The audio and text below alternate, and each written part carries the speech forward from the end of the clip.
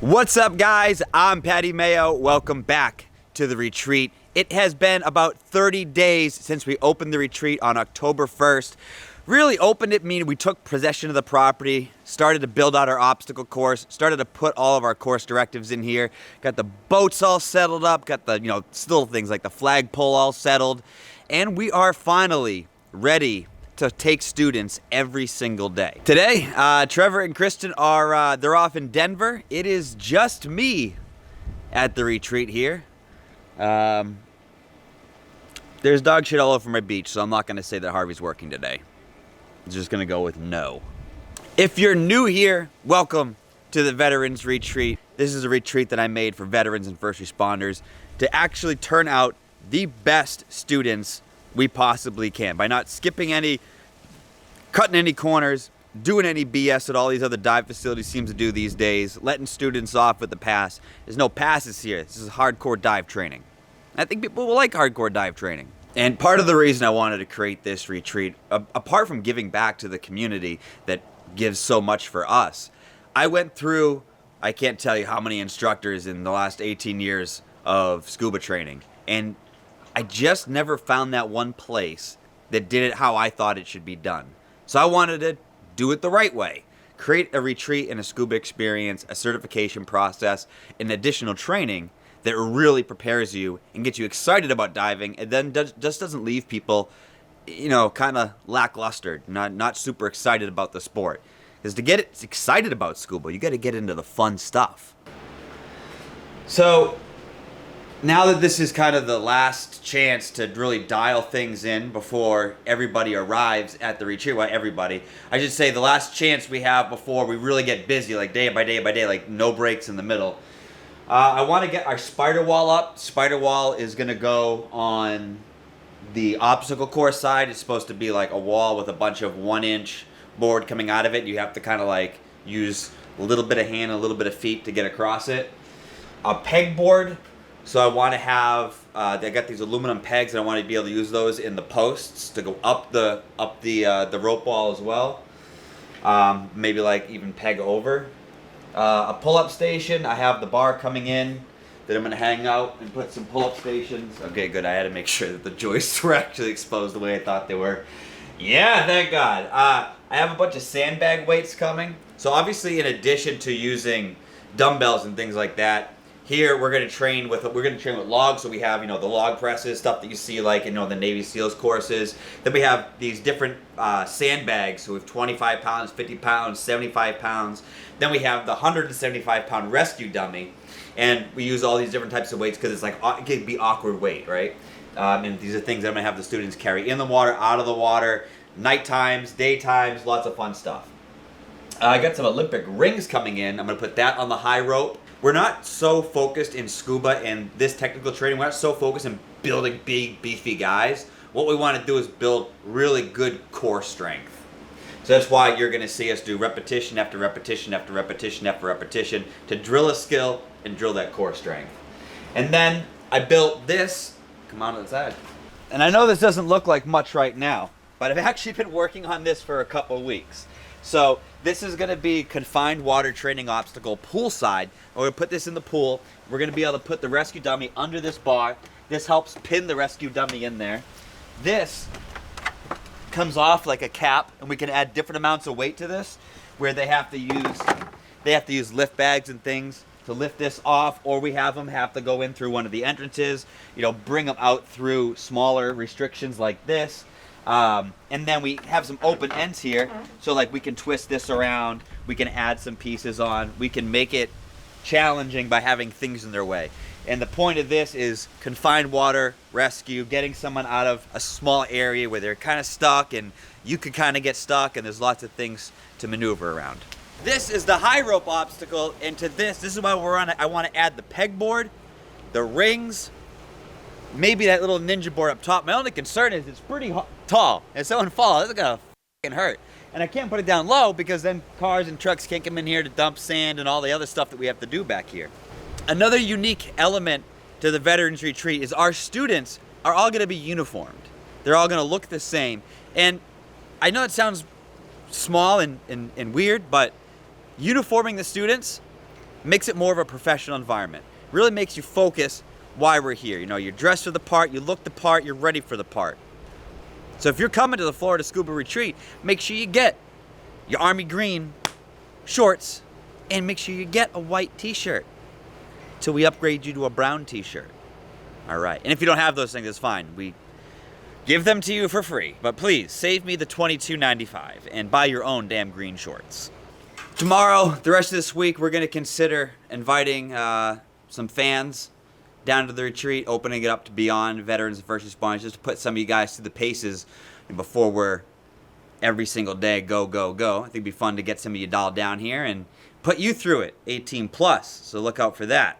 Today we're gonna be simulating a dead diver, and this diver will be found deceased in a confined area, and the goal is to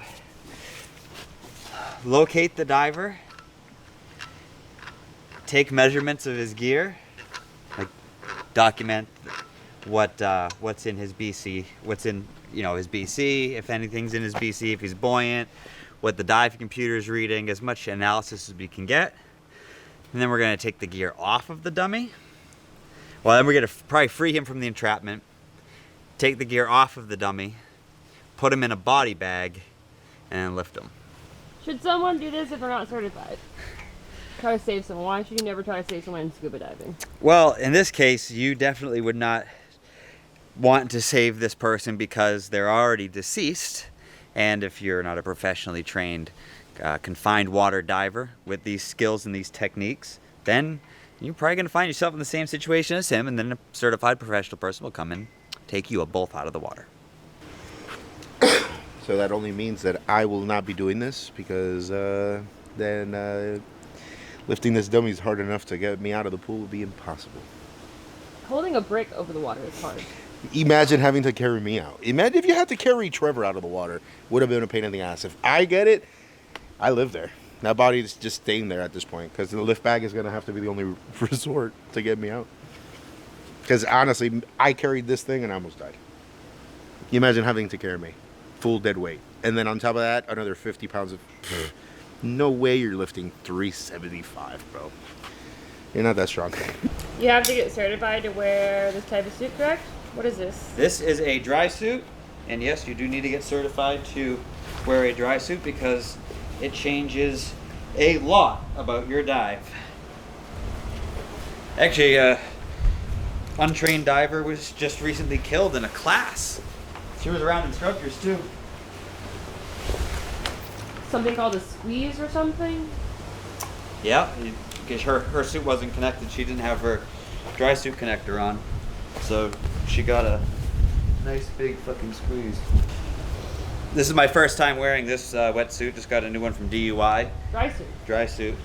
So my previous dry suit was an 03, which is a great dry suit, but this is Tri-Lam. So it is much better for technical diving, cave diving, that type of thing. We open it up, right? No, just squeeze my hand.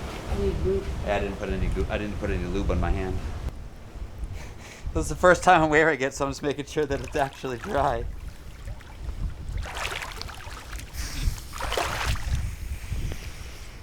See how hard it is to orient yourself?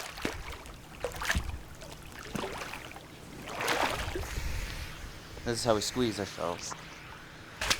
That girl that died didn't have her inflator hose connected. See how it's squeezing around me now? Mm-hmm. That's what just continued to happen. She got squozed. All right, Harvey. Yep. So I'll go over there. He passed me down the dummy. We just shove him over into the pool. And then we'll put that on top of him. And then we'll put the other thing on top of him. And then we'll put the bricks on top of him. God, bro, even his legs are fucking heavy.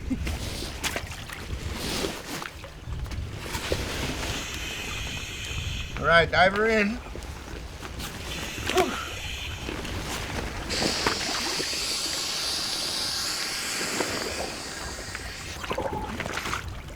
Today, Patty's testing his new technical rescue training device.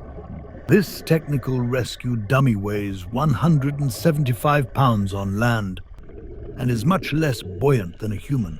Patty is trying to create a unique and challenging scenario that gives students the opportunity to solve problems in a controlled environment. The dummy is pinned under a makeshift entrapment of PVC pipes, top and bricks weighing an additional 100 pounds. It's a situation that allows students to engage in problem solving, as no two rescues are the same, and each one can bring its own unique obstacles and dangers. In this instance, the student's resources are limited. He starts with only 1,500 psi of air, simulating a long journey to the deceased diver. Simulating loss of gear, he's only left with a single 100-pound lift bag, one length of rope, and a body bag that's traditionally not used in water due to its lack of exit holes for drainage. This setup simulates the critical need to solve problems and work with what's available underwater. A skill that could mean the difference between life and death in an actual rescue. Patty is looking for the opportunity for students to demonstrate the mindset needed to adapt quickly. Every piece of equipment counts, and improvisation is often the key to success. From managing the lift bag to making safe, calculated choices with limited air, each step he takes is a lesson in patience, focus, and skill. Training like this goes beyond physical strength. It demands mental resilience, resourcefulness, and adaptability.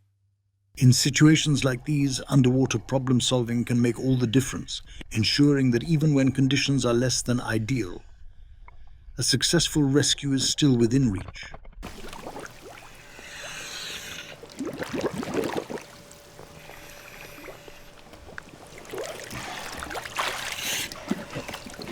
Whew! Body's back. Whew! Heavy motherfucker.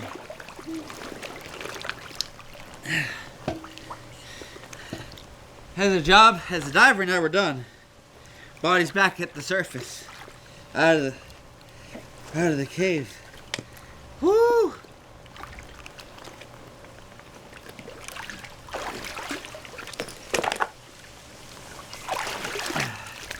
We don't have, we need to get a different body bag. Yep. 'Cause that's the non-water body bag. That was a lot of work. Oh, I didn't even go down to get the diver's gear yet. His gear's still down there. That's the easy part.